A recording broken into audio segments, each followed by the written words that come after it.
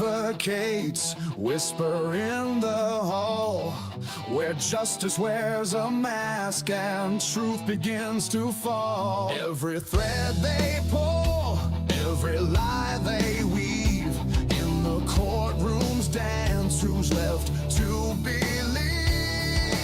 Oh, the devil's in the details, hiding in plain sight, innocent until the gavel steals the light. True crime echoes through the hollow night, fighting injustice with no end. The devil's in the details, hiding in plain sight, innocent until the gavel steals the light. True crime echoes through the hollow night, fighting injustice with no end in sight.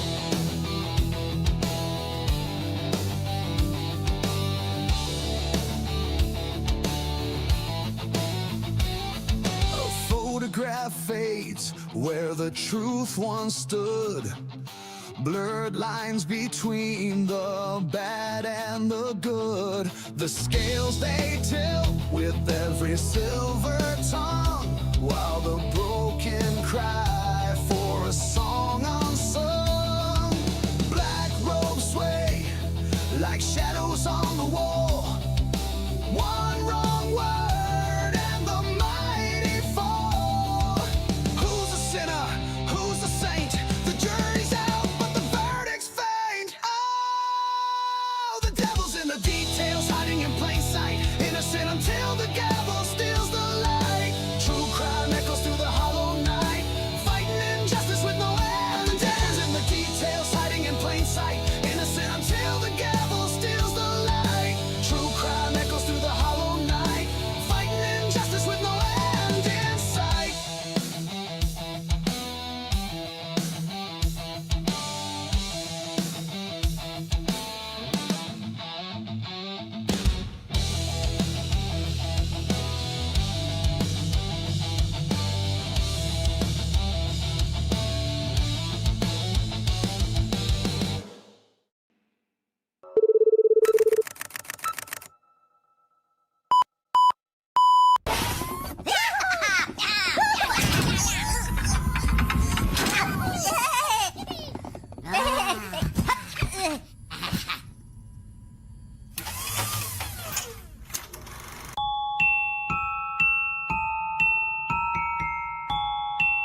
Ladies and gentlemen, do you want to know why I'm here today? It's not because I want to give you a pep talk or because I want to make you feel good about yourselves. No, I'm here to tell you the truth.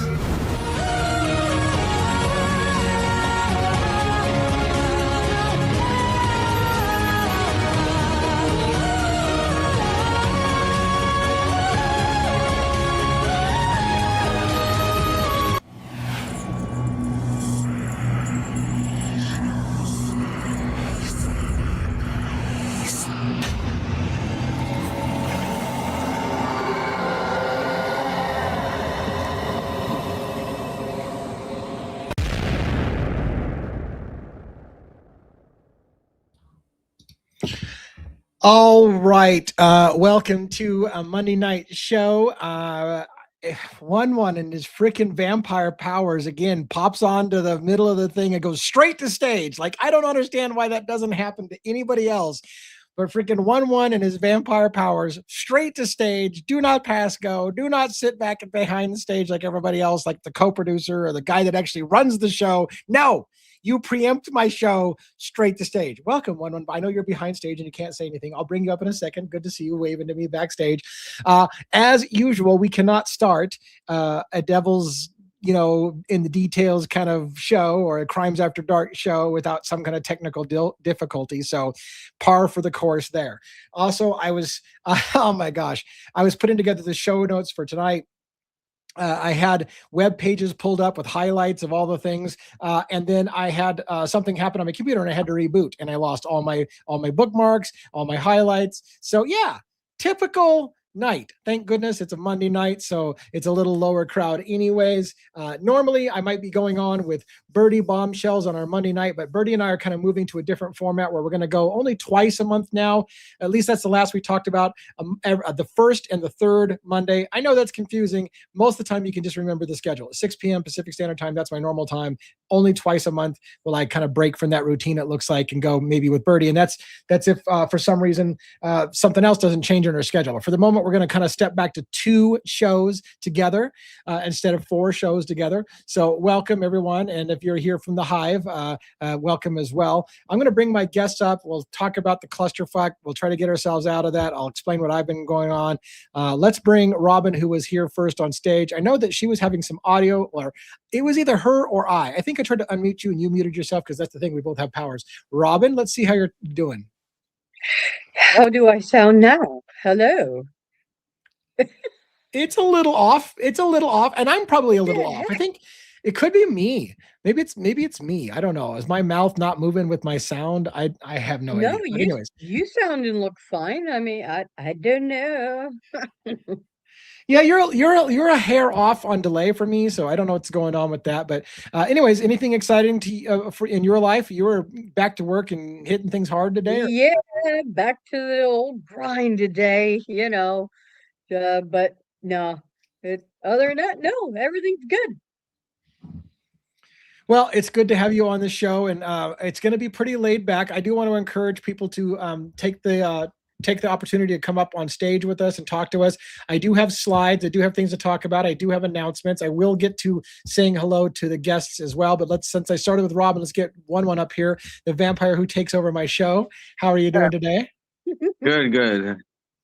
Hi, DA. Hi, Robin. Hi, Dan. Yeah, I use my vampire powers. I don't know. Yep. It's pretty impressive. I really don't know what's happening there. It's the craziest thing. But we should have Joe from State of the Deep joining us like right now, because Joe just literally popped in. As I said, yeah, we should have. Yeah, like speak of the devil. Joe popped in.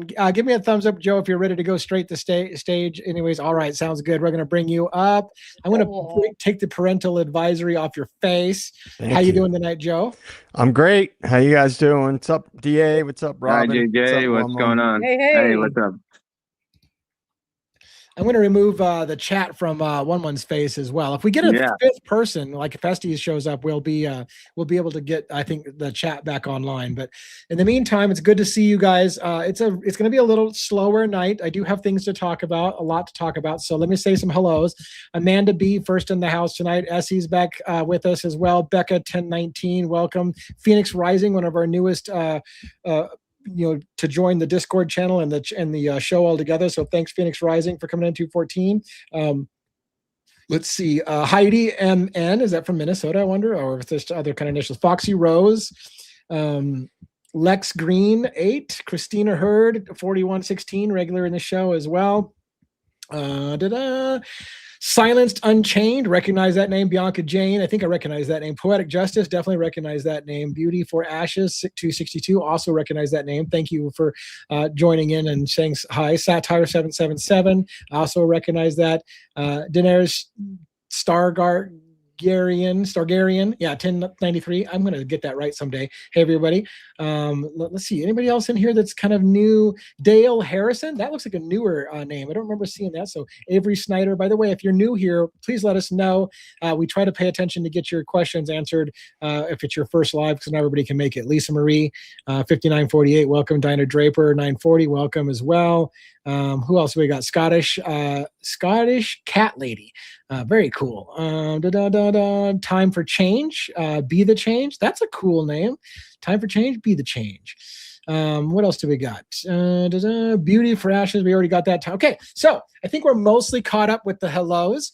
Let me, I got to get unclusterfucked, because again, I was doing a big video. I'm going to remove that. I was doing a big video, and I want to tease that a little bit, but I'll wait till we get to the Koberger part. I'm going to share the screen and get my slides up. So first and foremost, this is my cool slides, my slide deck done by Amanda B, and she does a lot of the stuff on the website. We have nightly live, 6 p.m. Pacific Standard Time. By the way, tomorrow night, in case you don't know, I haven't gotten the thumbnail created, but Dago from oh gosh, what's the full name of Dago's channel? It's like, oh my gosh, it just blanked on me right as I'm doing it. True Crime True Crime Cafe. Cafe. Yeah. Yeah. Yeah, right. So Dago from True Crime Cafe is going to join us. I think, guys, for that, what we're going to do is I think I'm going to start out with maybe a half hour or so with just him and I talking, and then have you guys come up if you guys are willing to come in a little bit later, or feel free to come in and hang out and listen to the conversation. But I thought we'd have a little bit of one-on-one time, and then I'll bring him up the whole panel, and we can have a chance to talk to Dago and get to know him some more. I already went on his show once. He's super excited to come on our show. I'm super excited to have him on our show. So very cool opportunity to get Dago on here, and get some of his people to see us, and vice versa, and talk about Idaho 4. He's really big into Idaho 4. I don't know what other cases. I know he does follow other cases, but I don't know what other cases we might have in common. But certainly the Idaho 4 has got plenty to talk about. The Public Records Fund, for those who don't know about that, we have a Public Records Fund going after try to submit requests for public records in the Idaho 4 case. We have reason to believe, I have reason to believe, and I think a lot of people have reason to believe, that there is potential criminal misconduct in this case. All too often in the United States, and I have to say this with some couching of one being NYPD, and he's a police officer. I hate talking shit about law enforcement when we got law enforcement in the house, but literally one of the systemic problems in our country, in my opinion, is we tend to suffer from blindness when it comes to convictions. We make an arrest, the prosecution then goes for that person, and they kind of oftentimes try to hammer a square peg into a round hole, and kind of overlook exculpatory information because they already know who the guy is that they want, and we get blind. And I think that's a systemic problem in America. And I think it may have played out in this case as well. And again, I recommend the book that Joe kind of encouraged me to get, and other people as well, Framed by John Grisham. The first chapter alone shows you just how far prosecutors and law enforcement will go to force a conviction and get a false confession. By the way, in that case, the first case that's in that first book, the detective who strong-armed at least 4 people into false convictions in that one case that they talked about, he went to jail for that.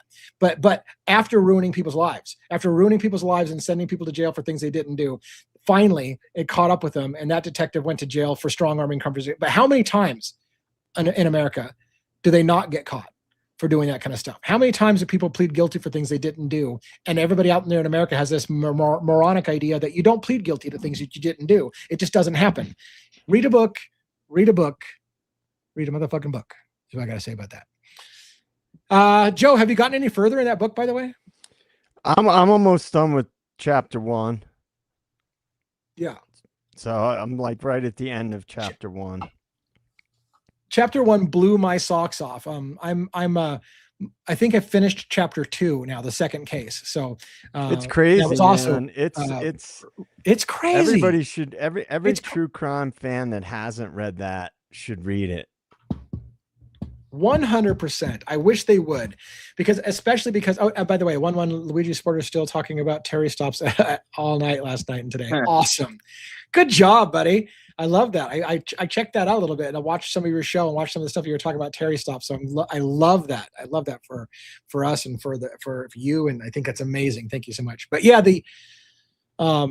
that book, really sheds light on how bad it is. I mean, 7 people got convicted for a crime that they had nothing to do with, while the guy that committed the murder got away with it during that entire time. Guy spends 12 years in jail for something he didn't do. His wife dies of cancer thinking he may have been a murderer, and it turned out it was all bullshit. You can't undo that kind of damage to somebody. Yeah, and then they also, and again, I'm not going to give too much away, so in case people want to read it, as each thing got disproven, they changed their theory. Yeah. They just doubled down. That they had it right from the beginning, and they just revised it a little bit.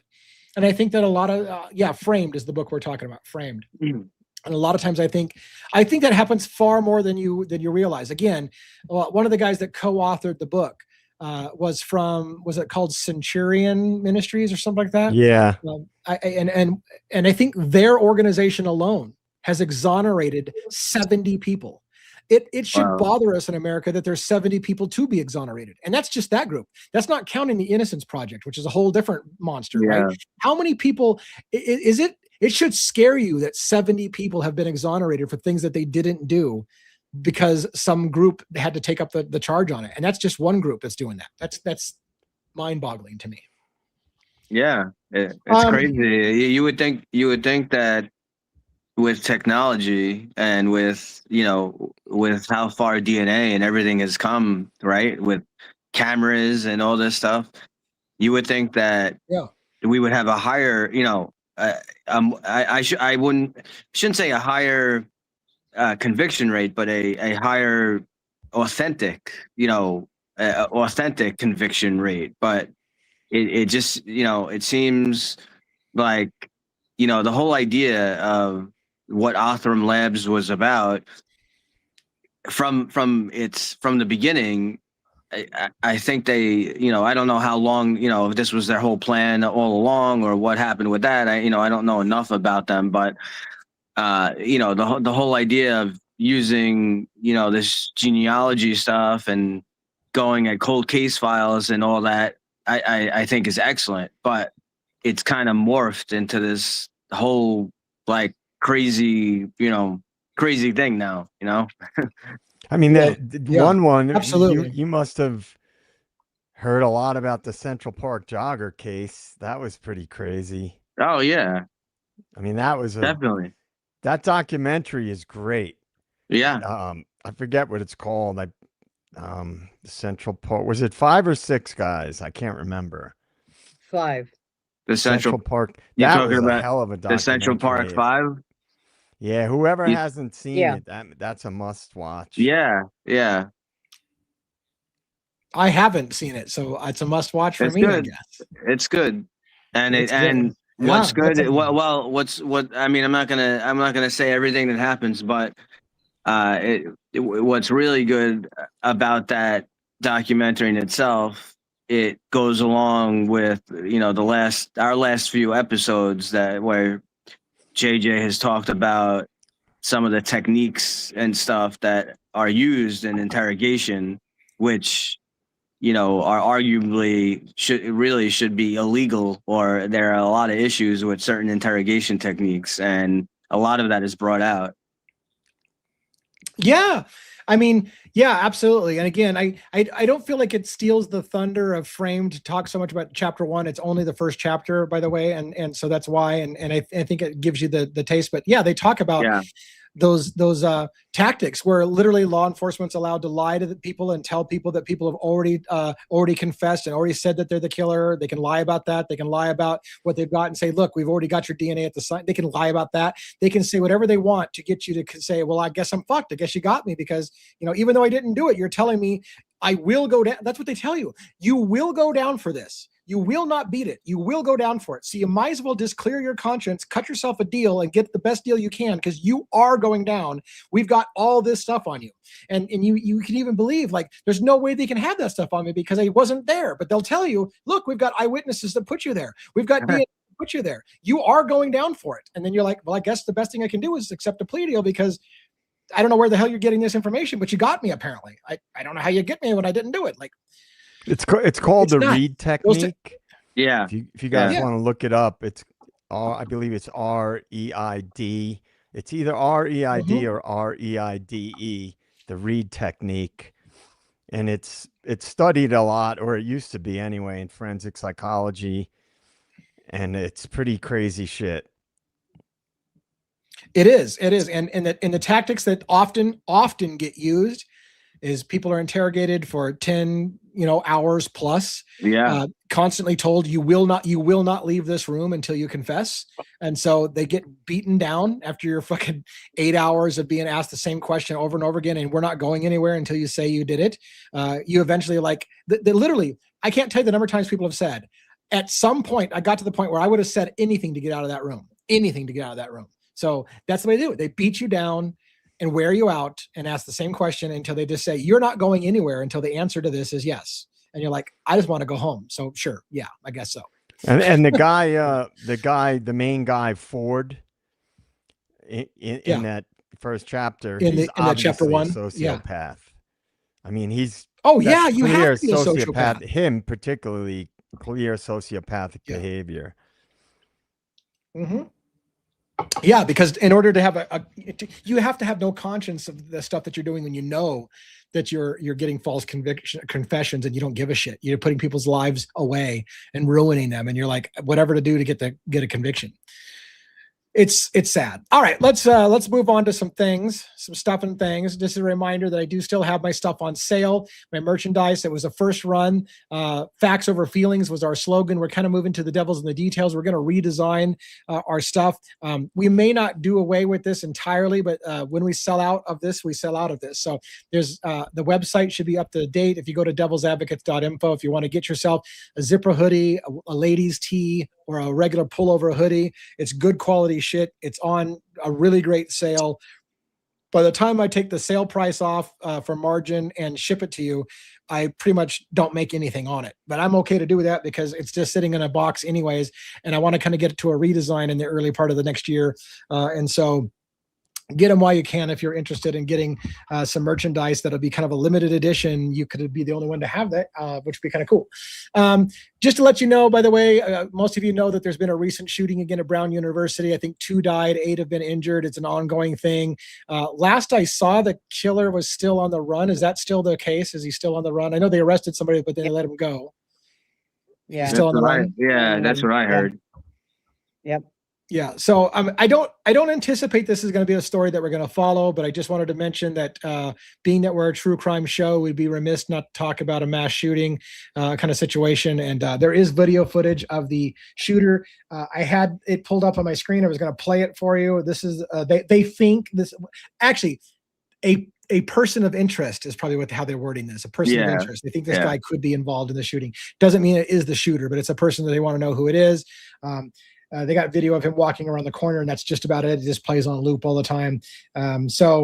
Again, I had to reboot my computer and I lost my slides. Also, there was the tragic death of Rob Reiner and his wife stabbed to death in their home. I guess now they believe it was their son that stabbed them and killed them in their home. Rob Reiner, among a million things, directed my favorite movie, The Princess Bride. Yeah, go ahead. He's in my favorite comedy of all time. I know we have probably maybe some of the newer people don't know, and I probably would be, I'd probably be attacked for, especially where I live. But my favorite comedy of all time, and anyone loves to laugh or whatever. I don't know. A lot of comedies, I find like they just don't really make me laugh or whatever. I love satire and everything, but All in the Family is my favorite. Oh yeah. And Rhonda was looking it up, and she was like, "Oh my God, is this him?" Like, his character's name was like Meathead or something like that. Yeah, he's the son-in-law. He was the son-in-law. Yeah. Yep. And she's like, "Oh my God, is that Rob Reiner?" And I'm like, "Holy crap, that's way back in the day." Like, yeah, he's that Rob Reiner. So hilarious. Not hilarious what happened to them. It's a sad, tragic thing. Yeah. Their throats I don't were know what slit. the story is behind. Their throats were slit. Yeah. And did they have a motive? Like, did the son just lose his shit? Or, I don't really know. I don't really know what is. I think the son is in his 30s, and I just heard real briefly. I know he's had issues with drugs and all stuff. I don't know really anything more than that. But I mean, his sister was the one that basically tipped off law enforcement because he apparently has mental health issues and he's a drug addict. Right. And right from the jump, she said, "I think he's the one who did it." And so yeah, that's kind of what I've heard so far. Crazy. So let's talk briefly about so yeah, it's sad. We had the shooting. We had the Rob Reiner and his wife, tragic thing. Let's talk about my cases a little bit, and we'll get some news out of the way, and then we'll take questions. If anybody's out there and wants to come up, this would be a great opportunity to do so. Robin, make sure you post the link if you got a chance there to let people come backstage if they'd like. Idaho 4 is apparently the flagship true crime case for us still. For those who don't know, I'm kind of waging a letter writing campaign and asking. I've sent in a request to the Attorney General of Idaho to consider opening a criminal investigation into potential criminal misconduct in the investigation of Bryan Kohberger. I believe there's been a miscarriage of justice. I believe that there's exculpatory information that just got released through recent public records information that to me would have been exculpatory information all day, every day, all day long, and that we need to relook at this case, because I think that there's and I didn't even give them everything. Like, I have so much more I could have given the Attorney General. Just gave them some basic things, like this is where you get started. I don't know if I needed to give them 47 pages of all the reasons why we believe this case was railroaded on Bryan Kohberger. Even if Bryan Kohberger was involved, I have a new video. I want to tease a new video for tomorrow. I made a premiere based on newly released video footage that we got from Jules and comparing some things.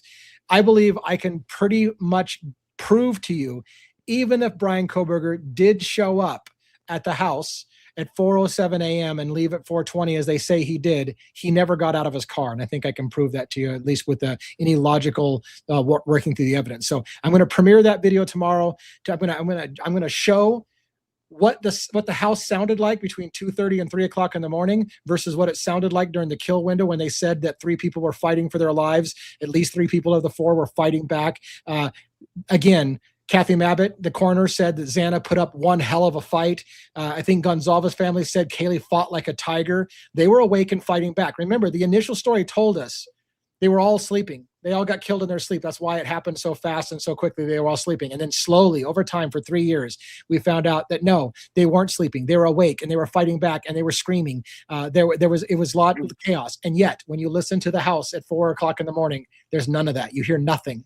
And so you listen to what happened at 2:30 and 3:30, and you're like, how the frick does this not question the timeline of when it actually happened? And then you juxtaposition that with the eyewitness testimony that lied about things like, hey, we fell asleep right after this. Something happened. I saw an intruder, but I decided to go to sleep because I was tired. So I went to sleep and I didn't wake up until 11 o'clock in the morning, and my friend wasn't answering. So I called 911. And then later on, it's like, okay, that's not true. You didn't go to sleep. You texted people all night long. You were texting until the last minute. And so many things are not wrong. And yet law enforcement, it seems like, didn't look down those roads. They didn't question the survivors, and they just continued to Bryan Kohberger's our man. And it makes me wonder. And what's funny is Bryan Kohberger wasn't even their man for weeks after the killing. So it just makes you wonder what they were doing. But anyways, so I've got a petition going. We've got a fund going. Just to let you know how that's going. By the way, today, I'm happy to say we received the $500 donation from the custody queens that came through today. So our fund is up over $2,100 because the custody queens gave that $500 donation. It finally hit the books today. So if you didn't watch, again, this is not just me grasping at straws. I've had attorneys on this show saying, no, that is 100% the right thing to do. You should have filed a request to open a criminal investigation. And this does look like exculpatory information. And it does look like they railroaded Kohberger, and any reasonable jury, would have looked at that and had reasons for doubt all day long. So go. And by the way, we're going to give you $500 to fight that fight. So we've got attorneys that are getting on board. They think something smells like shit. Something smells fishy. And again, thank you to the custody queens, Sam and Kristen, and also their appellate attorney that comes on their show, Ron. We had a great discussion. It's still available. You can watch it. We premiered that video. Just like I'm going to premiere tomorrow, the video saying that I think Kohberger, if he was there, even if he was there. And here's my thinking. For those who don't want to hear this, right? I think the murders happened well before Bryan Kohberger got there. I think Bryan Kohberger, according to the official timeline, Bryan Kohberger was still in Pullman when the murders happened. I think the murders more than likely, now that I'm looking at what I looked at, more than likely happened between 2:30 and 3:30, which is exactly when they said originally it happened. It's also exactly when the coroner said it happened. Something happened, and we changed the narrative to say Bryan Kohberger because they think they saw his car arriving at 4 something in the morning. They went, well, Bryan Kohberger's the guy. We'll just shift the entire narrative to say it happened at 4. That wasn't the original narrative. It shifted at some point to Bryan Kohberger. And so I think that what happened is those murders happened at 2:30. I think at best case scenario, Bryan Kohberger was called to pick somebody up from the house who had already been in the house and had been partook in the murders. May have been cleaning up for hours before calling Brian Koberger. And if Koberger showed up, he never got out of the car. He picked that person up maybe, and they left the scene. Koberger never got out of the car. And I think I can show you why I believe that's the case. So pay attention to that premiere tomorrow. I think you're going to enjoy it. It's not terribly long. It's about a 40-minute video. I'll be live with the premiere to answer your questions in chat. Hopefully you'll like my analysis of it and the way I handle it. And then going back to what's going on in the letter writing campaign, so I've put out 46 inquiries, official communications of some kind, be it certified letters, official public records requests from their website, or emails clarifying stuff. So I've had 46 different communications of various types. I said 5 official responses. I've now had 6 official responses. The new one is Idaho State Police has now recognized or acknowledged by their receipt of my package. Idaho State Police has seen the letter that I wrote to the Attorney General of Idaho, asking them to open a criminal investigation and asking for Idaho State Police in support in investigating Moscow Police Department. So they've received that. At least they signed for it, so I know they have that in their hand. Haven't got it back from the Attorney General's office yet. I don't think I have. We've got FOIA requests that came back and been responded to from the government on looking into records of Brent Kopacka, Brent Lee Kopacka and Brett Payne, names that are familiar in the case. I wanted to look into their history in the 82nd Airborne, whether they overlapped in any way, shape, or form. The premiere tomorrow, by the way, if you're talking about the premiere, is going to be at 8 a.m. Pacific Standard Time. I will schedule that after this show. So I'll schedule the premiere after this show. So 8 a.m. Pacific Standard Time is when that's going to premiere. I got like 6 official responses. I've got a couple of official tracking numbers for the cases on Brent Kopacka. I've got 100% utter silence from Moscow Police Department. And now, utter silence means they have just simply told me, please use our web portal. They haven't acknowledged receipt of any of my requests that I remember. Yeah, I don't think they've acknowledged anything. I'm still awaiting the biggest things in this case, which is Idaho State Attorney responding to my request to open a criminal investigation or consider it. But I said I was also waiting for ISP. I'm not. I'm waiting for a response. That's not true. I am waiting for a response from Idaho State Police. They have received my letter for sure, but they haven't responded yet. And of course, NPD also, Moscow Police Department, also got a copy of that letter that went to the Attorney General's office and ISP, and so they haven't responded to that as well. Nor will I expect them to. They're just gonna see how that plays out, I would imagine. So. Tomorrow night, what time tomorrow night? Was that the question? Tomorrow night's live with Dago will be 6 p.m. Pacific Standard Time, same time as this live. So tomorrow there's a premiere at 8 in the morning for my theory that Brian Koberger, if he went, never got out of the car. And then tomorrow at night we're gonna have our live like we have now. Now on screen, I wanted to point something else. This was I don't know if you can see that. You probably can't see that very well. Damn it.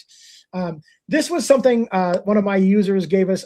Jules from True Crime Reactions gave a posting about the status of her FOIA requests. I want to read it to you verbatim if you don't mind.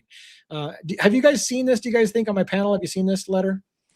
Yeah. No, I haven't seen it I yet. saw it. Yeah, she was talking about it earlier. Okay. So this is from Jules. It says, Jules, remember, Jules is the one that requested these audios or these videos and is getting video back, but she's also missing critical time. So I've seen a few people ask if they can do if I can do a community post regarding the entire thing with the 1112 King Road FOIA and what we're still waiting for. So here we go. We originally asked for for 2:25 a.m. to 12:50 p.m. on 11/13. 2022, because after speaking with the FOIA officer, that's what I was told was considered the quote unquote entirety of the 1112 King Road footage.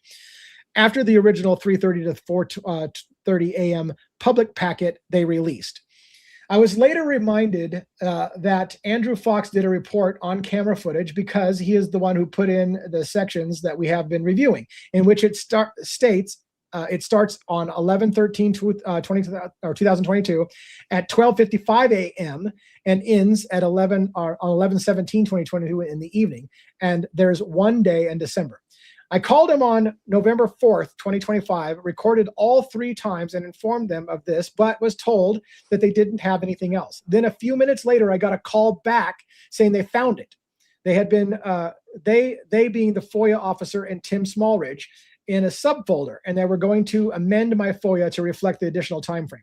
Now, I want to make sure you understand what you're saying. She calls, they tell her that they've given her everything, and then they call her back in a few minutes and say, "Oops, our mistake. We haven't given you everything," which I find interesting. Maybe somebody said you can't just blow her off. Like you have to acknowledge that you got this. A month later, and $930 later, we received the files just for 2 of the time slots that we were missing. Right, the 10 a.m. to 11 a.m. that has several long muted spaces that the other time frames do not have, and the 12:55 a.m. to 2:25 a.m. That's what they're still missing, right? I think the 12:25 to 2:25 a.m., which is a critical spot. As stated above about the muted segments, they sent us 10 a.m. to 11 a.m. the next week, but because of a certain person who was going to be out a few days, they were going to have to wait for the 12:55 to 2:25 a.m. because even though the time is reflected in the deposits and the final receipt, they never worked out. They never worked it. So in other words, she's saying it's been requested. They have acknowledged they've requested, but nobody's worked it and redacted the critical time frame between 2:55 a.m. and 2:25. Why is that critical? Because that's the time that would show the girls already arriving home back at the house, where everybody came from. They would be having to arrive by car, allegedly. So it's the critical time frame. Did Eric Gower drop off the girls when he said he did? Was there any, for God forbid, was there any screaming that started before 2:25 a.m.? Because we only know the first scream that happens at 2:25. Was it going on before then? So there's things that we haven't seen because they haven't shown that critical time frame. It's been over a week and we're still waiting. I called last Friday and was told that our request is at the front of the line, but they had to do some city things too and hadn't gotten to it. I'll be calling them back today. This is the most important time frame, in my opinion. This is the time frame that will show or let us hear Dylan and Lakeland getting back at 1122, Bethany getting there, Kaylee and Maddie being driven in by Gower in the Prius, Bethany and Maddie taking out Murphy, and hopefully answers when Xana and Ethan got home that night, along with a few other things like the patrol car. That's the details. It's been disgusting mess for no reason, just like everything else has been in this entire case. So yeah, Jules, I have to agree with Jules that on her assessment that time frame is a massively critical time frame, and it's interesting that they still haven't released it. They're dragging their feet on it. What do you guys think? How critical do you think that the 12:55 to 2:25 in the morning time frame? How much do you think that will make a difference on the case or potentially show potential exculpatory information? It's absolutely critical. Absolutely. Yeah, I don't know how it wouldn't be. Yeah. What happened to one? I mean, he's a vampire. He disappeared. This is 1-1 behind me.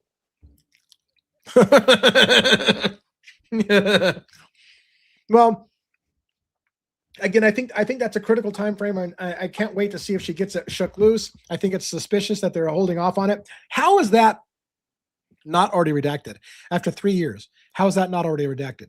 Right? I mean, because they never intended to let the public see it. Exactly. Yeah. That's bingo. Now the question is, did the defense get to see it, or did they stonewall her as well and tell her there's nothing that important and she never got it in discovery? Remember, I mean, just think about, we're here, we're talking about this, right? We've been throwing this around about this time frame for the last week or so. We've all followed this case from the beginning. This piece of information, if they cannot show the girls arriving, Maddie and Kaylee specifically, getting a ride home at that time, this is one of the biggest single pieces of information of this entire case, because that not only does that pick apart the official timeline and the narratives of the surviving roommates, it picks apart the overall narrative about what happened. Because if there's a chance that they weren't home during those hours, then it raises some of the questions that some of us have raised, which again, I have been pretty open about the fact that I'm not sold on the extraction theory, but it has legs. And for anybody who, I'm sure people that have followed this case know why it has legs. But if they can't show those girls arriving home, what's their excuse for that? It would be very convenient if they had all that footage from 111 King, but not the window of time when Kaylee and Maddie got a ride home. Right. Yeah. And it's DA, it's, what would the that make you implications are think? just I'm curious to know. You and Robin both, and one if we can get him the vampire back on here. What would that change in your mind, you guys? which if you Everything. don't see the girls come back when they say they did. Yes, or you don't see them come back. They don't like, for example, let's say they come back with this video and there's no definitive proof of the girls arriving home. What would that do to your mindset? I know it's probably hard to speculate at this point, but It is. I mean, look, the wildest conspiracy theories out there say that they were killed somewhere else. They were killed off site and they were brought back and staged in the house. I don't know how you could do that other than if I were playing devil's advocates. I've been to the property. You've been to the property, Joe. That back parking lot has no lights, right? So if you have your headlights off and there's no street light back there in that back parking lot, and if you had the lights off on 112 in the back and had no porch light on, it would be virtually pitch black at the back of the house, wouldn't you think? yeah. And if that's the case, is it impossible to say that somebody could bring bodies down and put them in the house through the back sliding glass door and bring? And I know, and it sounds crazy. Like I've never really seriously entertained the idea that they were killed somewhere else. But to your point, what would it mean if you don't see them return to the house?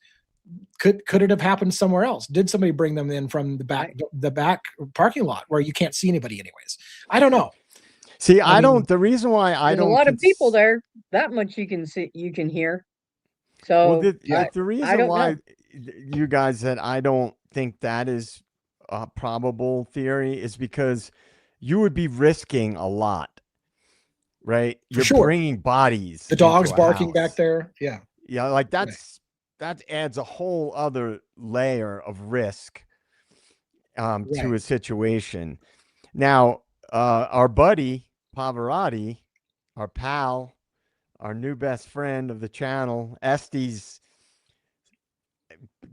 brother from another mother, was talking about how the gunshot theory, which I still contend is a possibility, that there was a gun used in some way, shape, or form in this crime, and that it might be one of the things they're trying to cover up. And the reason why I mentioned that, aside from watching our pal Pavarotti, or listening to him rather today, is that I've mentioned 2 different times on the channel that everybody does this. You get locked into a few different ideas and then you extrapolate those ideas. But a lot of times it could be a combination of things that happened and that are not necessarily as readily visible or considerable. So if, let's just say, they don't show up on that video getting driven home, then I would think that it's very possible that it's a hybrid of theories that, Xana and Ethan were there and Kaylee and Maddie knew that something potentially got tipped off, that something was going down. And as we saw in the surveillance footage, hearing Jack Showalter say, "Oh, they'll get you for that." Or that's what, it seems like he was saying. So it's possible that the girls knew about something that was going to go down, and it could have been a combination of things. It could have been, an extraction operation, or it could have been that they got tipped off that something happened at the house. So if Xana and Ethan were attacked and killed, somebody could have gotten in touch with Kaylee and Maddie and said, "Yeah, you guys, this is what happened." Somehow they got tipped off to it, and then they got taken out of the picture and they never went back to the house. So again, I know that's a stretch. Yeah. That's why I'm saying a lot of my feelings about that hinge upon seeing that 2 a.m. time video. Yeah. Well, before I forget, I mean, first of all, as I said from a million times, what I can almost guarantee you is it didn't happen the way they said it did. It didn't happen the way Brian Koberger confessed that it did. That's not how it happened. I'm almost 100% positive that's not how it happened.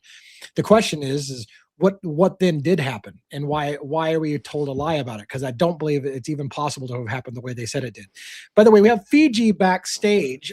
Because Fiji doesn't have a camera on, I can't get a thumbs up from Fiji to know that Fiji is ready to take the stage. But I am going to give that little soft, "Hey Fiji, you're about to come on stage and ask your question." So hopefully you're there. One is still muted, so I don't know if he's around or what's going on there. Let's bring Fiji up for a question or comment and see where that goes. Fiji, are you there? Hi, Kim. Hi. Hi. Hello. Yeah.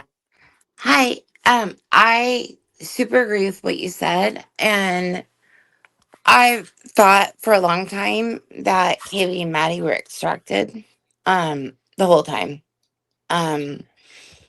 Someone said earlier today that those girls at 1122, I think, that it looked like Kaylee and Maddie were wearing those clothes, but I don't think that were Kaylee and Maddie.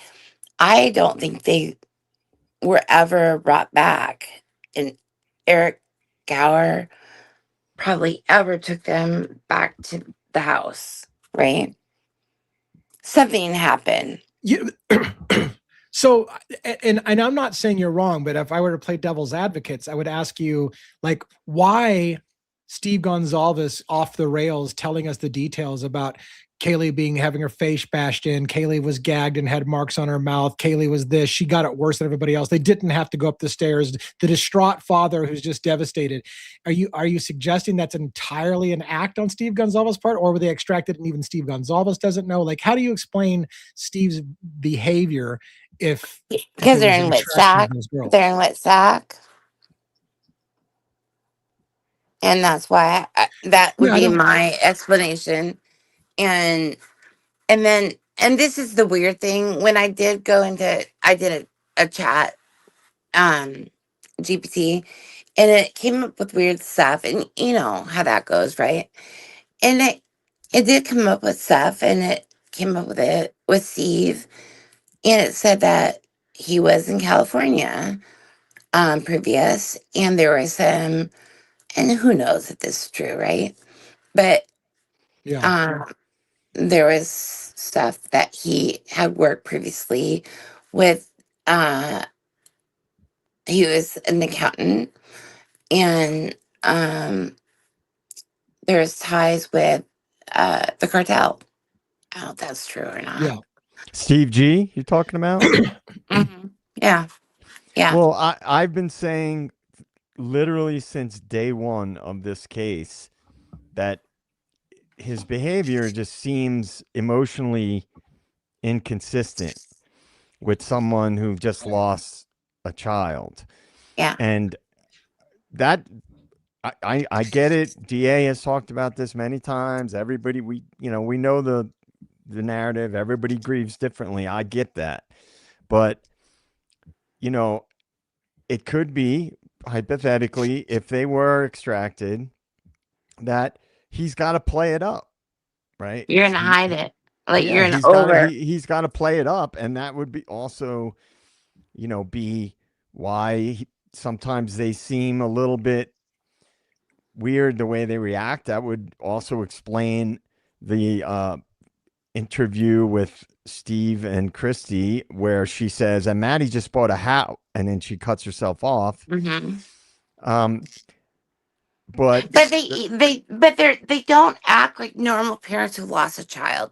I'm sorry, I have 3 children, and if I lost a child, I would be um and I'm a therapist, and I've been around people who've lost children, and I'm a very sensitive person too. But I've been around people who've lost people. So I've seen people at different levels, right?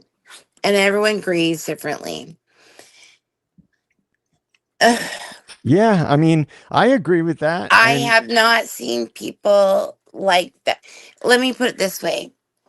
You don't get a phone call and from a family member and you're watching a fucking, excuse my language, a flipping football game, and you sit there and you don't drive an hour and a half to the place and go see what the hell's going on if your daughter's Yeah, dead. That's yeah, not normal. That is no, unusual when you don't pick up the phone and no phone call from your daughter, no phone call from Maddie. You don't drive. That's not normal, people. That's no, abnormal. yeah, And you sit there and I'd you have been watch in the car. football games. You sit there and then you sit there and you wait for a cop to come to your home. Something is not right there. Everyone yeah, hear that? Does yeah, I think, anyone hear that there? yeah, I think that's, I've been, like I've said from day one, I just think it's very And odd. then their comments are, and then we sat there and what was their comments? It was all like mafia kind of cartel bullshit. Like, oh, we got Yeah, it. We're there. I mean, come on. we go to work. That's what it was. We go to Yeah, work. I mean, come I was, on. I'd have been Yeah. in the car, man. That was my kid. I'd There's been a in the And lot then car. of, and then it was all and then sensing it was it it was like we're watching a movie, and then the money. And so, in my opinion, Kaylee is still alive and she is in with Zach. I really do think that. And I think there is cartel stuff there going on. I mean, that's my opinion. I don't know. you look, Kind of wish we if had we Jason look at, Estes on here to oh, carry the torch on that too, but yeah, go ahead. no, no, I was just going to say, and there, we have all heard the other rumors, and I get it. They're rumors that somebody flushed shit down the toilet, Drugs. and there could have been, and like another theory that I've had from day one is that somebody affiliated with that house was dealing, and which is not a stretch in any way, shape, or form. Anybody out there who thinks that's a stretch, you don't, you're not I, living in I don't think reality. I don't think the girls were doing anything personally. I don't think the girls were. I think if there was a hit, it was because of the parents. Right, but I'm not saying that the girls. I've always been clear about that. We've seen video of a known convicted drug dealer leaving that house on one of the body cam footages. Mm.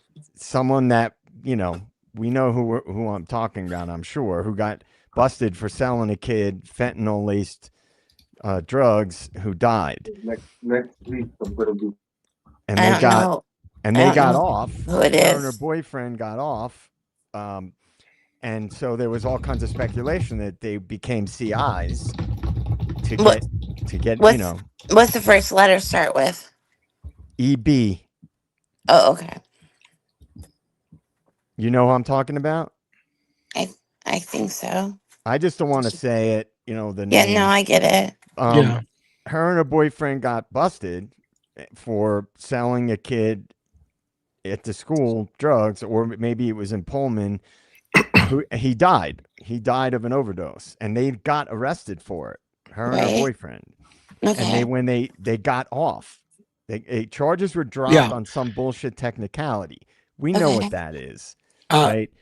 by the And way, I do have public records request into that particular case and why they got dropped on it, because yeah, they were involved in a murder case in Washington State, and When did I've got records requests into that as when well. did that happen, you guys? it happened, what, Uh, about within the first year after, right? The Idaho Yeah. 4 case. Yeah. I'm curious It's close. because Yeah. 2023. I'm curious because all of Washington State University, and I'm saying that because my son went to WSU, and they're all dry now. Like, and they never used to be dry. The campus is dry. Yeah. hmm Yeah. So I'm wondering when they went dry, if that has anything to do with it, right? Well, gotta, that's been a trend that's maybe. been happening. I have to play devil's advocate though. Haha, pun on the knee. One I am sec- here. Yeah, go One, ahead. se- 1 second. It's good to have you back. It's good to have you back. Good. But real quick, Diana Draper is backstage, so I want to get her on and let her know at least that we will be getting to Diana Draper. So let's answer Fiji and then Yeah. see if Fiji's done with that, and then we'll put her backstage and we'll bring Diana up so we don't have too many people on screen at one time. But go ahead and answer Fiji. Okay. So my devil's advocate response. I know. So I could entertain the fact too that possibly maybe someone was they were extracted. I do think that there definitely were people who were murdered in that house. However, you do got to look at the evidence that we're given. I know you know we're going to say like, oh well, they can lie, they can doctor this and that. That is true, but you do have to look at the evidence that we have, and we do have that there are I believe 8 or 9 blood spots, spatters, whatever you want to call that they did find in the stairway. And this makes it so there's multiple things with this. So one, so this really has nothing to do with Ethan and Dana. This is all about Maddie and Kaylee. They did find mixed DNA with Kaylee, Maddie, and an unknown male. They also found there was DNA tested. I believe they tested 4 spots. Some of them just had Kaylee, conclusively was Kaylee by herself. But most of it, but then some of the others were Kaylee mixed with, then some of the others were also unknown. I think it was 97%, they said, unknown male, conclusively DNA, not Kohlberger's, but some unknown male that they are not aware of, mixed with 2 other, which is probably, they didn't say it in the report. It's probably Maddie and Kaylee are the other two females. But so it does look like to me. It does look like to me that from that evidence, if you're going to go by that, it does look like that. Maybe didn't start there, but it does look like that Maddie probably was killed in the bedroom, and Kaylee somehow was trying to run away, or some kind of fight or something happened on the stairs, because you wouldn't and that's where you get Kaylee's DNA by herself, and then you get Kaylee's DNA mixed with Maddie and the unknown assailant. So that would give me, that's kind of it's not 100% proof, but that makes me believe that again Maddie was killed in the bedroom. Whatever, either Kaylee woke up or she tried to run away or whatnot, but some kind of attack happened in that stairway between the 3rd floor and the 2nd floor, and we know that DNA does not match Kohlberger. So let's not make our guests in the back wait too long to get on. Fiji, thank you for the question. I appreciate it very much. Can I ask it really quick? Anytime. Can I ask a quick question to Woman? So Woman, I mean, this is kind of a weird question, but could it be, if it was a setup, could someone, could they plant maybe someone's blood there? So what I would answer to that specific, those blood spots were not, from my understanding of the report that came out on that, they were not really visible to most of them were not visible to the naked eye. So they were found after they used the chemical. So I would say that that alone probably shows evidence that there was some kind of cleanup. And I don't, what would be the point of them putting the blood there and then trying to clean it? Like that wouldn't follow. I wouldn't follow that logic. So I think that there was blood there that someone probably saw some blood on the, in the hallway or whatever, and they tried to clean it up, but obviously there was some remnants that they didn't, they didn't get. That's what I believe. So I do think there was some kind of attack or something that happened in that stairway. Oh. All right. So, Fiji, thank you again so much. And again, you're welcome to come up anytime. Real quick, I'm going to remove you from stage, and then I'm going to make sure I get a thumbs up from Diana. It looks like she's turned on a mic or a camera back. So are you good to go? Yeah. Have a great night, guys. So, Bye. thank you so much, Fiji. Appreciate it. One thing I want to add before we bring on Diana Draper is the whole, if it was an extraction, this is the difficulty we get into. Well, I don't think it could have been this because we know that this blood, if it was an extraction, everything we know about the case can be bullshit. Everything we can know. So it always gets hard when we get into why it couldn't be an extraction because of this and that, when we get into, well, we know this. Because again, fundamentally, if you're saying it's an extraction of a government level, then every part of this case could be fabricated and lied about. So we don't know whose blood was found anywhere. It'll be whatever the fuck they tell you it is. So that's what's hard about the whole extraction theory is you can't counter the extraction theory with what we know about the crime scene, because by definition, if it's an extraction and it's a cover up by the government, everything could be lied about. Every part of the DNA, every part of the evidence could be lied about. So there's nothing you can hang your head on and go, well, it can't be because we know Maddie's blood was found. No, you don't know dick, because the whole thing could be made up. The whole thing could be a lie. That's my problem with it. It's like you can't exclude the witness protection idea, extraction idea, by saying what we know about the crime scene, because the crime scene itself would be fabricated. So I don't know. That's to go. So Diana Draper took herself or whatever off screen. I'm going to assume that she didn't want to be on camera, but wants to be on stage. So it's at your own discretion. You're coming up on stage without a camera, and if you turn it on, it's all you, right? All right. Diana, are you there? Yeah. Or Diane. Sorry, I keep calling you Diana. It's Diane, right? That's okay. Everybody calls me Diana, and I'm like, no, it's Diane. I'm sorry about that. I'm reading it and I'm pronouncing it wrong. Anyways, what's on your mind, Diane? If it was an extraction, Steve G collected a lot of money. So did Dylan. On a lie. Yeah. And, I do have a problem. I do agree. What parent gets a call and says, hey, so-and-so has been shot, and you don't get in your car or take an Uber and get down there? Yeah. Yeah, I mean, I don't remember exactly the time. That's the problem. I've been kind of quiet about whether or not, Steve was watching football and didn't come or not, because I don't remember the exact details of those. And so I just didn't want to lead credence to that's what happened or didn't happen. I remember an early interview where the Gonzalez's were saying that a cousin called or whatever and said that everybody had been shot. And so I was like, where the hell did everybody get shot came from, kind of thing. But I don't remember the football party thing. So I'm hesitant to weigh in my feelings about Steve Gonzalez's initial response to it, because I don't remember that part of the discussion, unfortunately. But did you guys remember it all with clarity? They were watching a football game. Yeah. When they got the call. He said that. Yeah. And then again, they continued to watch the football game after they were told?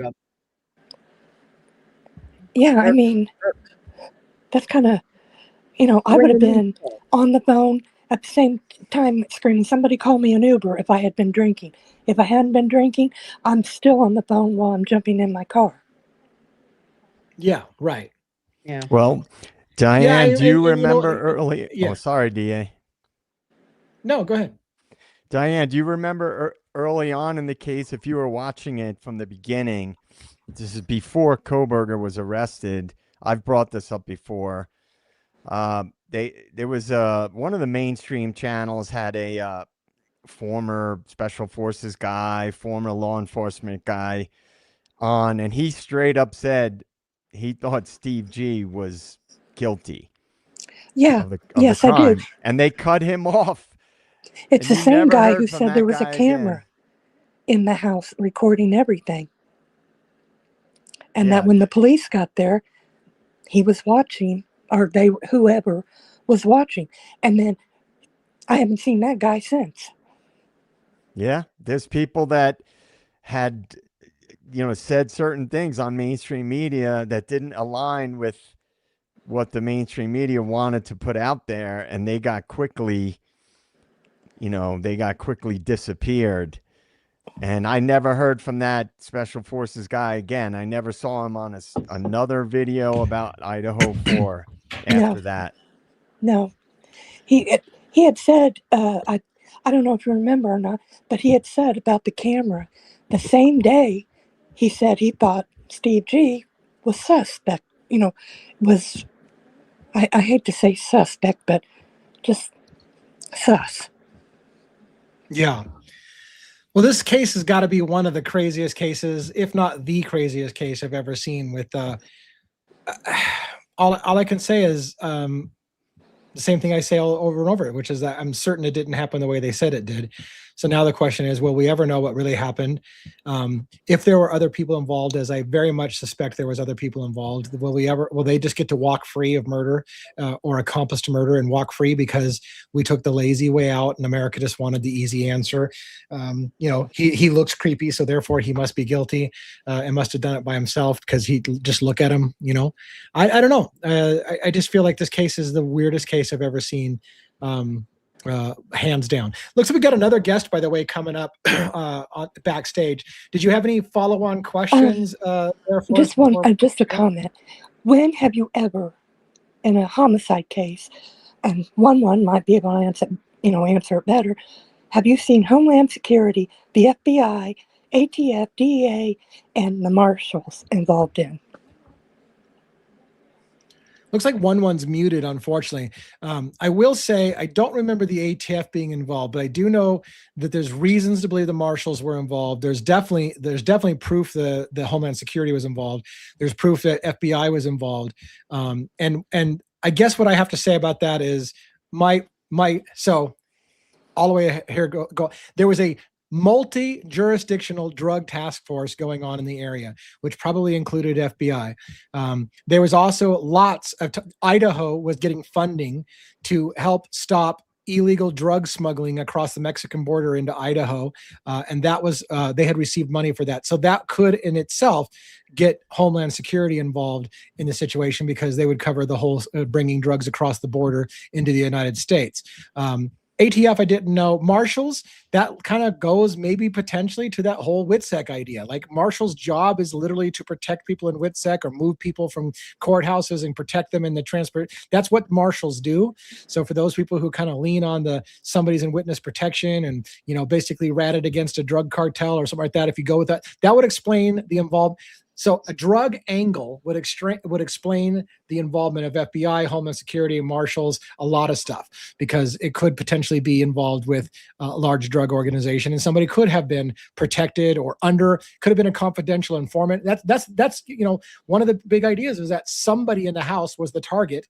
They were a confidential informant that got found out, and somebody came and killed the CI right under the nose of the people who were protecting them, and it was a shit show, and they wanted to cover their embarrassment of having one of their CIs murdered right in front of them. That's one possible scenario as well. So I appreciate all the questions, and I want to give a chance to another person to come up. So I hope that if you have a quick comment on that, go ahead. Otherwise, I'll say thank you for coming, and we'll bring another person up. Did you have another follow-up? I know a marshal. He's in Ohio, and I had asked him about that, and he flat out told me no, because if we had done that, there would never have been anybody in court, going to be possibly convicted of a crime they didn't commit.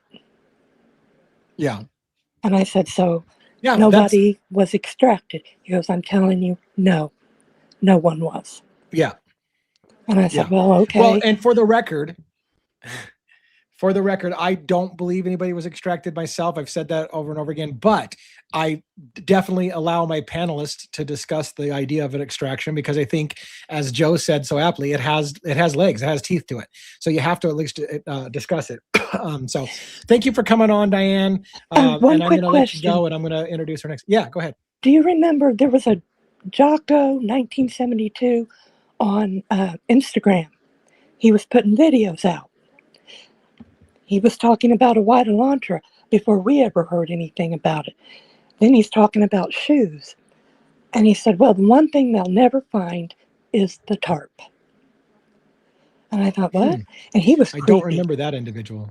Oh, he also put out a video of a guy working in a fish factory, cutting up fish. I mean, it was, his account is, you can still kind of access him. And Papa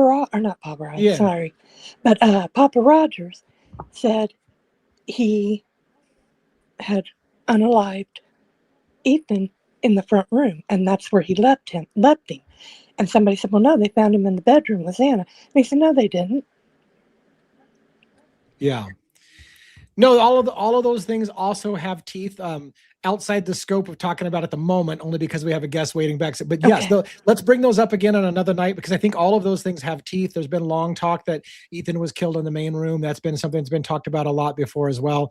So I appreciate all those things. Let me bring up another guest. I'll put you backstage. Thank you so much for joining us. I appreciate it very much. We have Lori and CJ Slagle. I hope I pronounced that right, backstage. Don't have a camera turned on, so I'm presuming that's the way they want to keep it. So I'm going to go ahead and bring them up stage. Lori and CJ, how you doing? I'm good. How are you? Excellent. What's on your mind? I have actually something I wanted to mention, more so than a question. It's about what you're doing,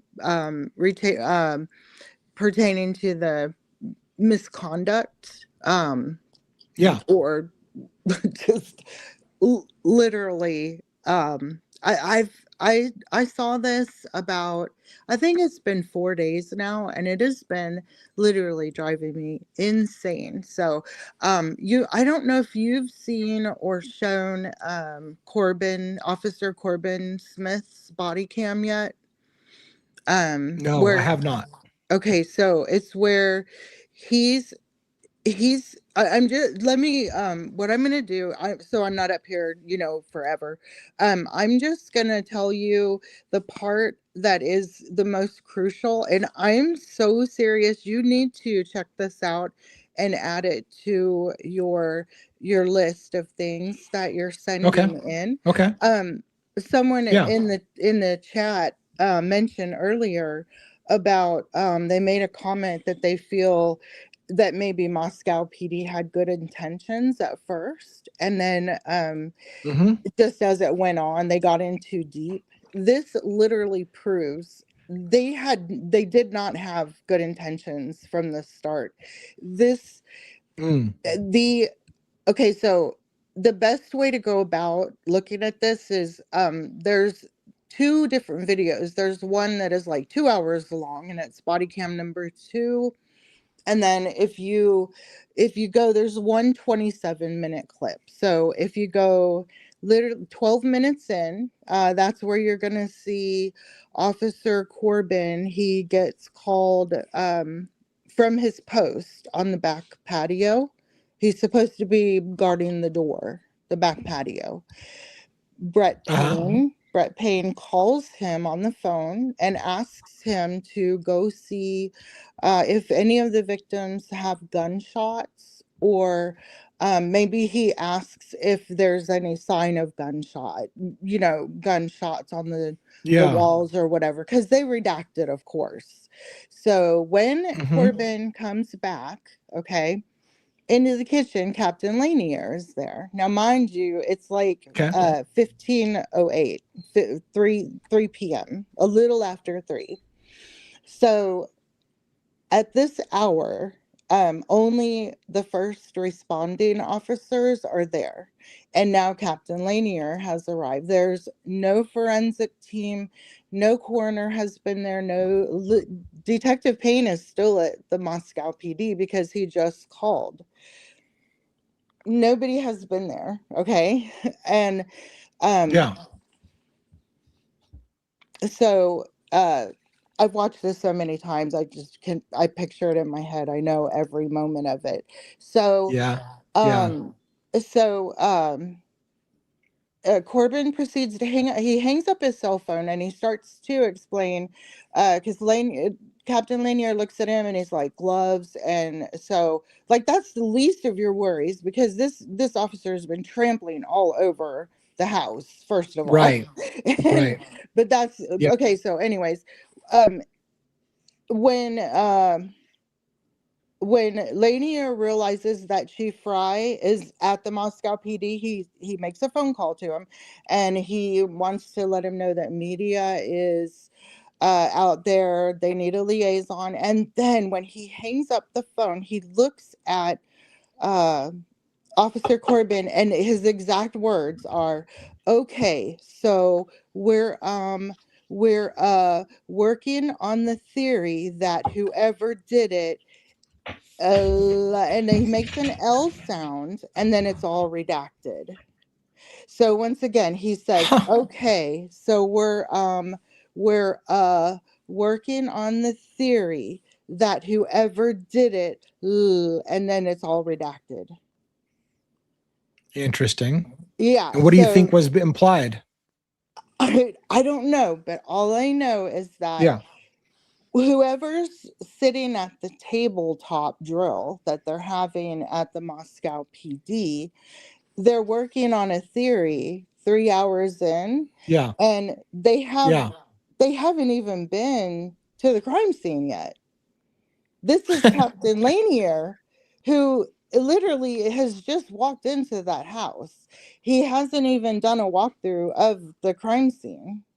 So Yeah. on what planet are any of them who are at the PD working on a theory? So who's working on a theory?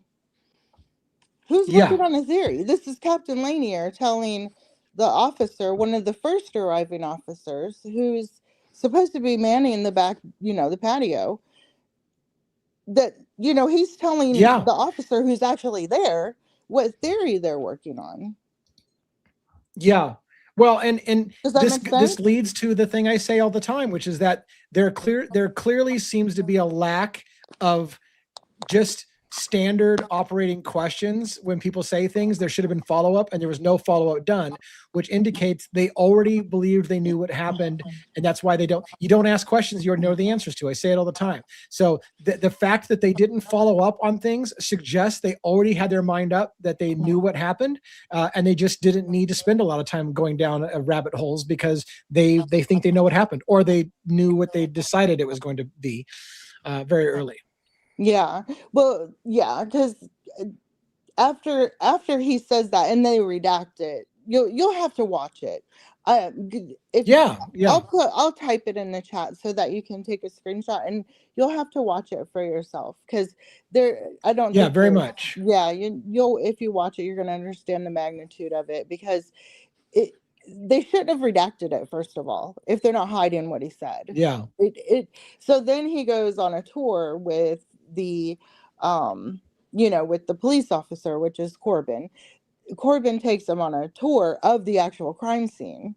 So I know it's Payne, who's still at the Moscow PD. He hasn't even been to the crime scene yet. It's 3 hours in. They called 911 at almost noon.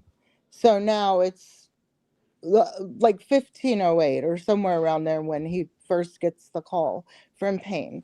So I can understand that, but to me, the magnitude of them sitting at the Moscow PD, you have to think that Dylan, Bethany, Hunter Johnson, all of them are just now at the police station from being outside out front of the house that morning, afternoon actually, and they're just now getting to the police station being interviewed.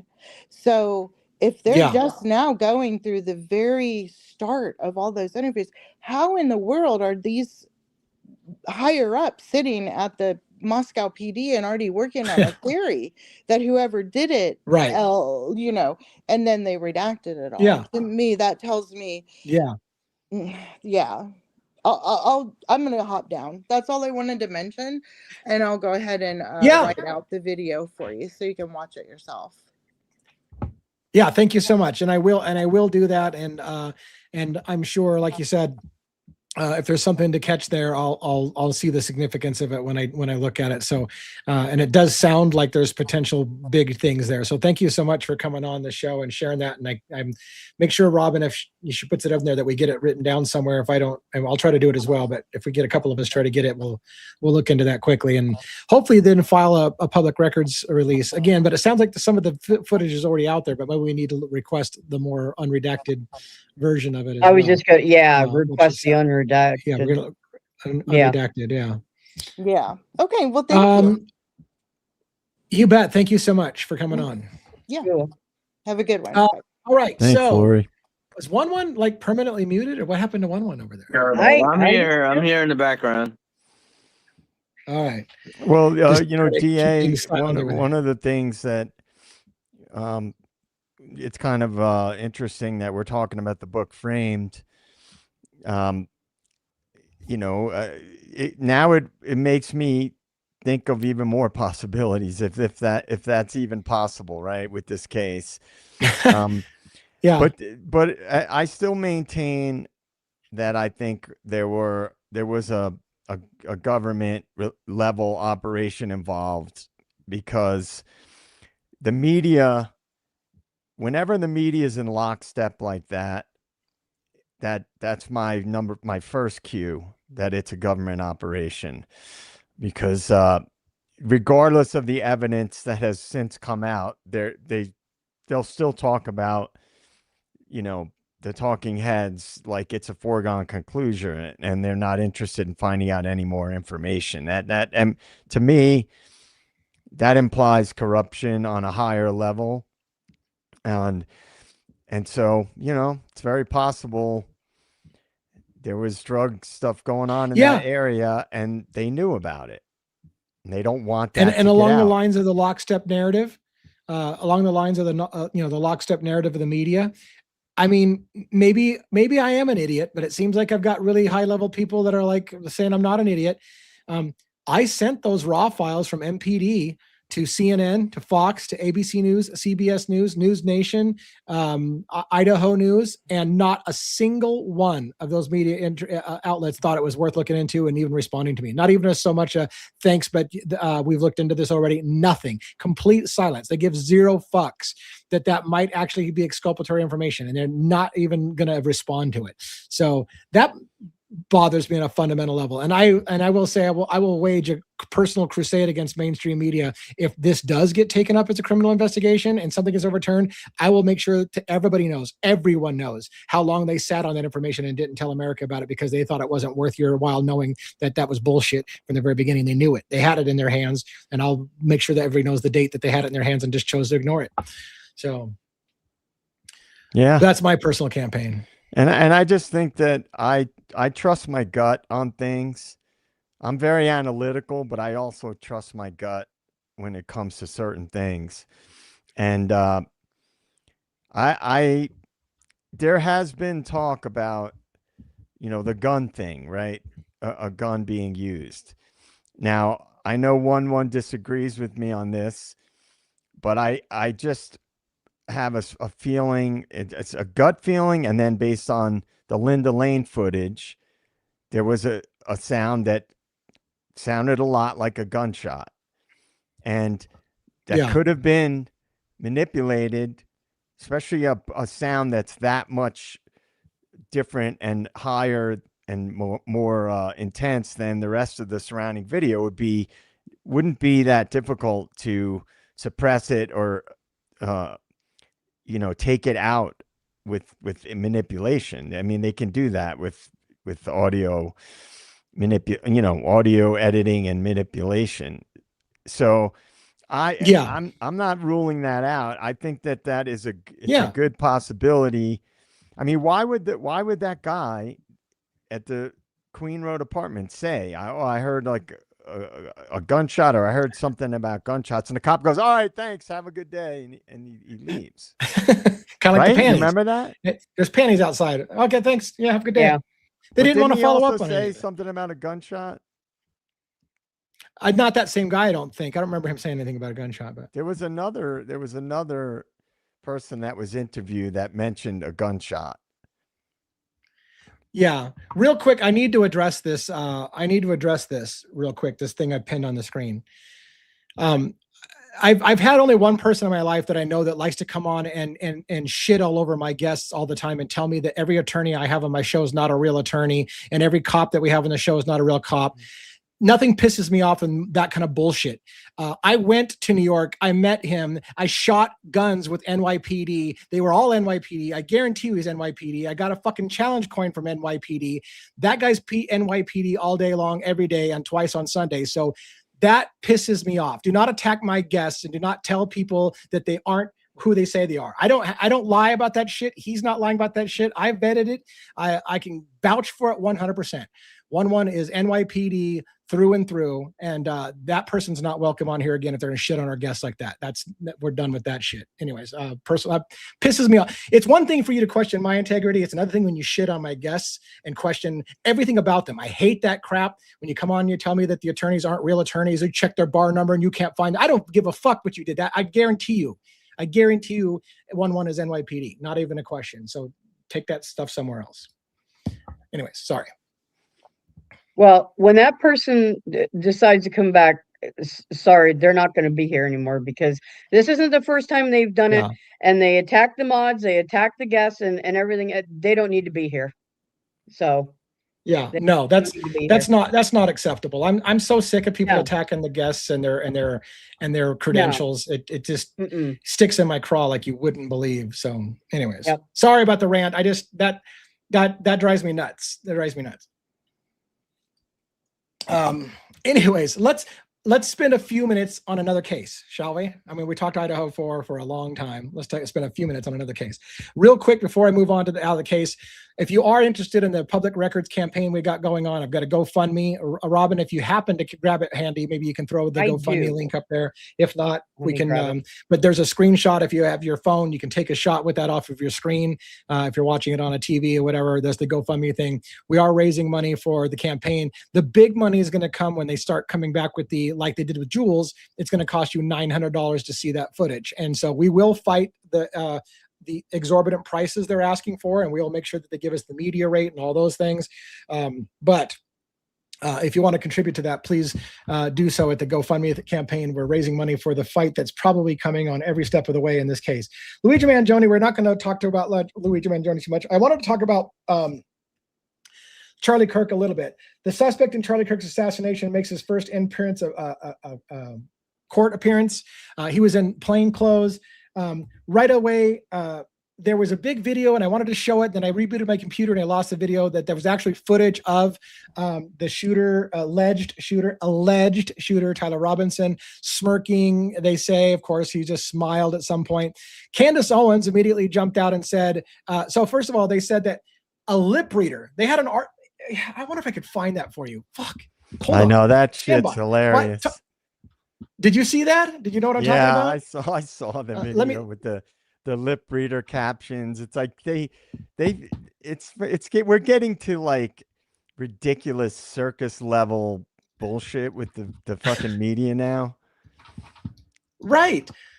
And so the gist of it is a lip reader said that Tyler Robinson is seen saying, what did he say? He said, oh God, he said, I think about this shooting every single day. I wake up and I think about the shooting every single day, as what they said, the lip reader said. So, explosive news. He said, I think about his family every day. I think he said. Think about his family every day. He also supposedly said, oh, he had a wife. He was married. Like he didn't know that he was married and whatever. Then Candace Owens came out and said, that's not what happened. He literally was told that the vehicle that brought him to the courthouse had been involved in a crash, an accident, and he found it was funny and laughed.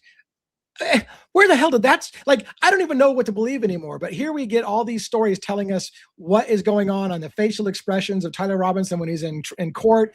Lip reader says it says this, something salacious. Candace Owens says it has something completely different. It has something to do with getting in a car accident and whatever. And just here we go with narrative shaping 101 on everything to do with the accused, as it often happens. Yeah, I mean, look, man, I wish. the feds they see that there's a large percentage of people online. They are on there filtering everything that knows this is a bullshit story, and they have to try to muddy the waters and flood the Right. zone, as I say. Yeah. Yeah, and so the next story that I wanted to share for the Tyler Robinson was this one, which was that Trump's Department of Justice could charge alleged Kirk killer with a surprising crime. So the story goes, the federal government wants to execute, just like they do with Luigi Manjone, they want to execute Tyler Robinson, and so they want to find a federal charge. So now, according to this article, and several of them like it, the Department of Justice is considering bringing Tyler Robinson up on hate crimes, saying that he hates Christians, and therefore it's a hate crime, and we can go after him with extra federal charges for hate crimes in America. So now they're going to try to make the jump that his supposed support of trans rights means also by extension a hatred of Christianity, and therefore he hates Christians, and therefore we can execute him for being hate speech with his assassinating somebody for their religious beliefs. That's where they're going with that now. What do you think about that? I mean, I know Joe's got to have opinions about that. Yeah, dude, I know what they're going to do before the CIA even thinks about it. Like, they're going to flood the zone with bullshit. They're going to keep the media flowing. And gangs, like I always say, the media is controlled by the same banks that control the CIA. So they got to feed the machine. They got to keep the narratives going, the little side stories. Oh my God, it's a hate crime now. I mean, we're devolving into a point in history where after COVID, they've gotten lazy with their psyops. Like they just throw shit at the wall and see what sticks. I mean, that's literally right. Where we're at in society is just throw shit at the wall and see what sticks. By the way, have you heard one of the new theories about Charlie Kirk? That some very large content creators have brought up, that he was electrocuted. No. Oh, I don't know if you start looking into it, that he was actually electrocuted, and that's why his body reacted the way that it did. So there's people that I haven't dug into it because I haven't had the time, but I did watch. The guy's an attorney. His name is Baron Coleman, and he's been on this case, and he's gotten pretty big. But he's an attorney, and he was discussing it last night, that there's a theory that apparently is not that fringe. There's other people have addressed it and have talked about it. And he said pretty clearly and definitively last night, he didn't say if he believed that Charlie was electrocuted, but he said, I don't believe he was shot. And he has experience. He's a guy who has experience with guns and things like that. But that's kind of one of the new theories, is that Charlie was electrocuted. Now, you may or may not remember this. I posted a video clip on my Substack a while ago, probably 2 months ago or so, that I thought people were looking at the Charlie Kirk situation too conventionally. And that if it was a state level operation, that I think a higher tech type of weapon was used.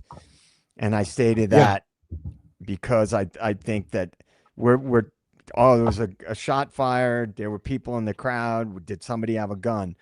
And I have said all along, if it's a state level operation, they have technology that's 20, 30 years ahead of what we can even fathom.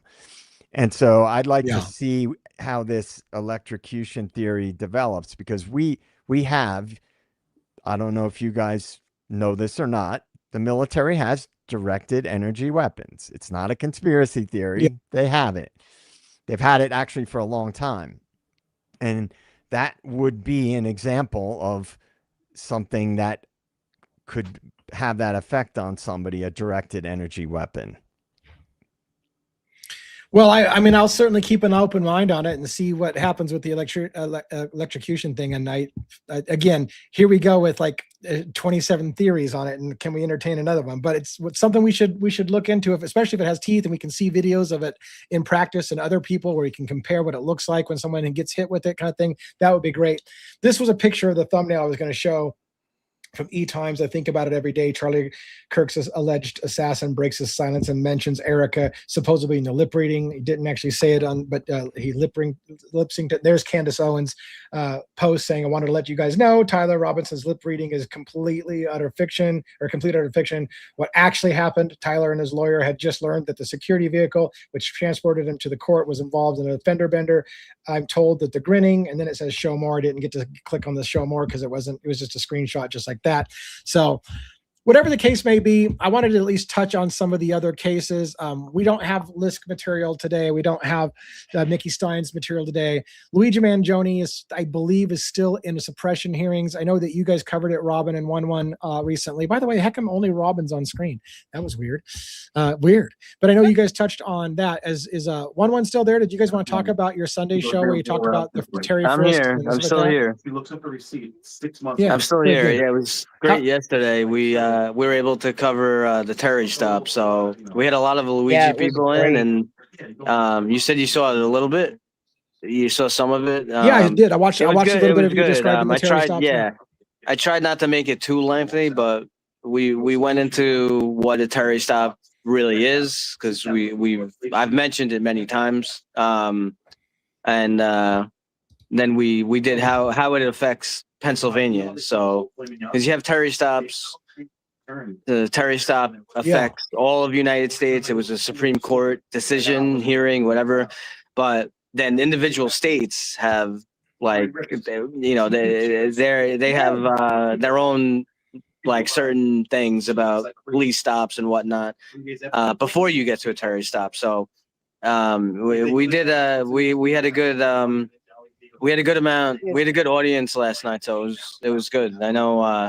I know Robin enjoyed it. So There's background noise somewhere. I don't know. Yeah, it's. I think 1-1's got a TV on, or I think it was coming from 1-1's side. Yeah, and people were excited. I know that there was a lot of people that were excited about hearing your perspective as NYPD, even though not everybody believes that you're NYPD, but that's a whole other thing. But I know they appreciated. He did an amazing job. Amazing.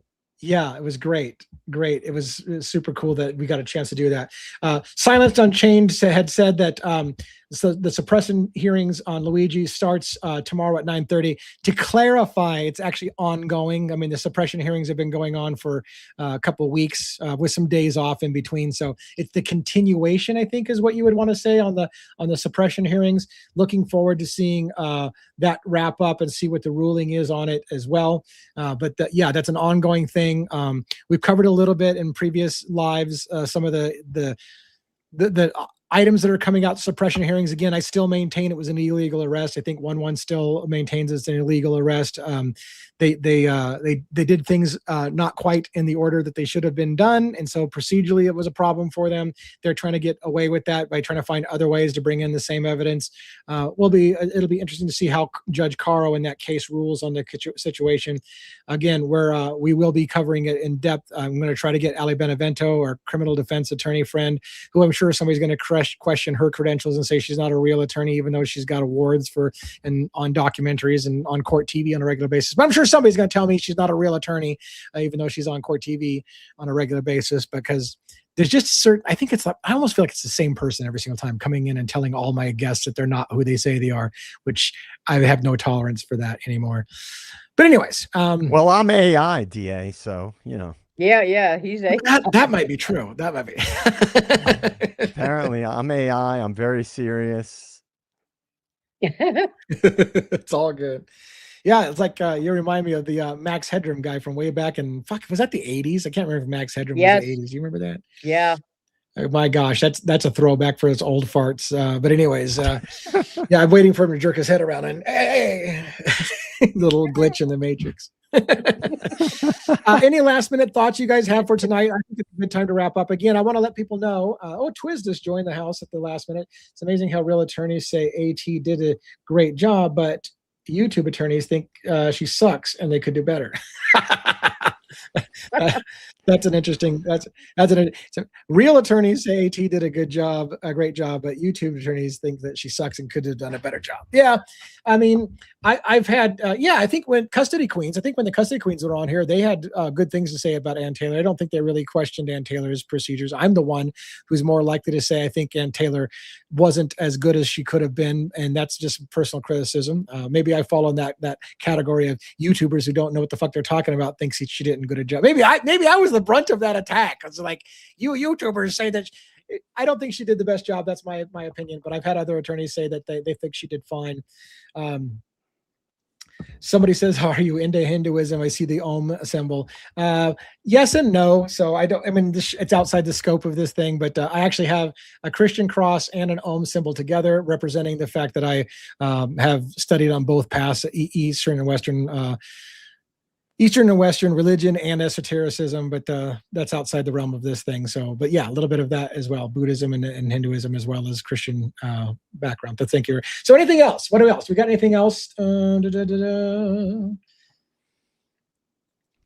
So again, tomorrow night, 6 p.m. Pacific Standard Time, we should have Dago on the show. I'll try to put together a thumbnail and advertise that ahead of time so you know Dago's coming. For my panelists that are here, and hopefully for if State of the Deep's listening, or not State of the Deep, if Estes Crime Maze is listening, hopefully I'll probably go with him probably about a half hour. I'll plan to go about a half hour with Dago alone. And then if you guys want to join late, you can. If you want to hang out for the whole show and just wait till I bring you up, that's also welcome as well. So that's tomorrow night. Wednesday night, we will not be having our regular show because I'm going to be premiering the video that you guys have already seen on my channel with the custody queens of our discussion about that 1112 surveillance footage from 2:30 to 3:30 in the morning. We did it already. That same video will be that we aired a few days ago or whatever will be aired on the Custody Queens channel, and I'm going to be live with them to take questions from their audience. So we're giving them a chance to premiere the same video that some of you already seen. If you want a second chance to take a look at that, where we discuss their opinions, their appellate attorney Ron's opinion about whether there's appeals options available to Kohberger based on what that footage shows. Is it something that's going to overturn a conviction, lead to a wrongful conviction? All of the thoughts that we had on that show, great show to get a recap on. We're going to do that instead of our Wednesday night show. So for my panelists, you guys have the night off because we're going to do that instead on the live. Although I wouldn't mind you guys showing up to at least get the watch time on it. That'd be cool for us to get support. So if you want to show up that way, but we won't be doing a panel on that. Thursday, we'll be back to our regular show. Tomorrow morning, last thing I want to say, tomorrow morning, 8 a.m., I'm going to schedule it after the show. It'll be up about probably in an hour or so after the show. I will schedule the premiere of a video where I compare the footage from 2:30 to 3:30 in the morning with the screams that may indicate people having violence committed on them between 2:30 and 3:30 in the morning versus what you hear on the the 1112 King Road footage between 4:05 in the morning and 4:20 in the morning, the time that the prosecution says the murders happened, where they told us that 3 of the 4 victims were fighting back. We're going to compare those 2 footages and listen to how they sound. And then I'm going to show you why I believe if Kohberger did show up at 4:07 at the back of the house, he never got out of the car. So I hope you will catch that, and I hope you'll enjoy that and give me your thoughts and your feedback after you watch it. For that, guys, last minute thoughts, Joe? Well, I want to say I might have thrown Esty under the bus because he messages me pretty regularly, and I told him I forgot that there was a live tonight because I forgot that you were doing every other Monday with Birdie. So I told him, he said, "Oh, good luck tonight on the live," and I was like, "Oh, DA's on with Birdie tonight." So hopefully he got the link and didn't think I intentionally threw him under the bus because I didn't even know until I got the link. But and the last thing he said Pob showed our clip again today, the Esty clip at the beginning of his show today again. So I was laughing. It's classic. It's classic. I love that. And I love that Pavarotti took it in good humor. He doesn't seem to be irritated about it. He seems to have enjoyed it as much as we did, I think. So oh God, that was awesome. It's funny every time I see it. Yeah, he loved it. He loved it. It's great. Yeah, one came back for a saying goodbye. What do you got for us on the way out? Yeah, just say you know, at the end, I heard everything. Yeah, I had some stuff going on. That's why I took myself off screen. No worries. I would say, you know, one of the things I'm super interested in, and I'm really curious. You know, you always have amazing premieres and all that. So I'm sure it'll be epic. You know, I'll try to be there, hop on. I also would like to see some kind of I don't know, some kind of video or what. It's not really a comparison, but I guess if somehow we could show something that shows the sounds from 2:30 to 3:30, and I believe because I watched it again. So the Banfield stop happens at 2:54, and to me, again, this goes along. I am in agreement with JJ and some other people. I do think there's some kind of big cover up with the police, and something went on. Either they really dropped the ball, and something was going on, and they fucked up. But I find it highly really too coincidental that the Banfield stop and their body camera comes on right at 2:54, which is like right after some of the vicious, crazy screams that we heard. And you can't tell me that that these guys didn't hear any of those screams. With with the boots on the ground. Anyone who hasn't seen any of the videos that Lee and JJ or Lee and Rhonda, you know, went. I mean, they describe very, you know, specifically, and I know it's hard a little bit to see from the video, but that area is really tight, to for there to be screams, and these guys are driving around in a circle or a square, whatever it was. Right. They definitely. Again, I'm not putting. You know, I'm not saying that they did the homicides or that they were involved. But I find it really hard to believe that they didn't hear any of this, and they didn't know anything that was going on. It's just really suspect to me. Yeah. Yep. Yeah. Before Robin goes, I will run down the times one last time, Big Mike. So I will get that in a second. Robin, did you have any last thoughts on the way out? You know, I agree with one. Somebody heard something. They're either scared to say anything. I mean, there's just no way that you could be living right there and not hear something. I also believe that there has been some redactions that should not be occurring in some of this footage. You have cars disappearing, you know, never there that we know have to be. So that's why this records requests are so important, to kind of hold their feet to the fire and get as many answers as we possibly can. We know we're not going to get all the answers, but each piece is important in the grand scheme of things. So absolutely. And there's more questions than answers in this Idaho case. So we've got a lot of questions to ask, and we'll continue to fight the fight with the legal requests, and hopefully we don't get ourselves killed in the process, because it depends on how deep this is, right? It's going to be dangerous for asking the wrong questions. So let's hope we keep safe out there, all of us. Fortunately, for you guys, I'm probably more on the radar than any of you. So there's that, right? If I go down first, you guys can find a new job. Oh, you're on the list, dude. Anyways, there's no way you're not on the list. The show will go on. The show will go on. You should probably shut it down. If I get taken out, you should probably shut it down. Anyways, thanks for my guests. Again, the times real quick: 8 a.m. Pacific Standard Time tomorrow. I will premiere my what I think is my best reason to believe why if Koberger did show up at 405, 407 and parked behind the house, he never got out of the car. I'll show that. I'll also compare the sounds of what it sounds like at 1122 King Road residence between 2:30 and 3:30 versus what it sounds like during the window they say the murders happened. And you tell me which one sounds like murder and which one sounds like nothing. All right. Have a great night, everybody. We'll see you tomorrow. One last thing, DA. I'm just trying to cover you, buddy. If something happens to you and Rhonda becomes the CEO of the Devil's Advocates, do you want us to investigate her? We'll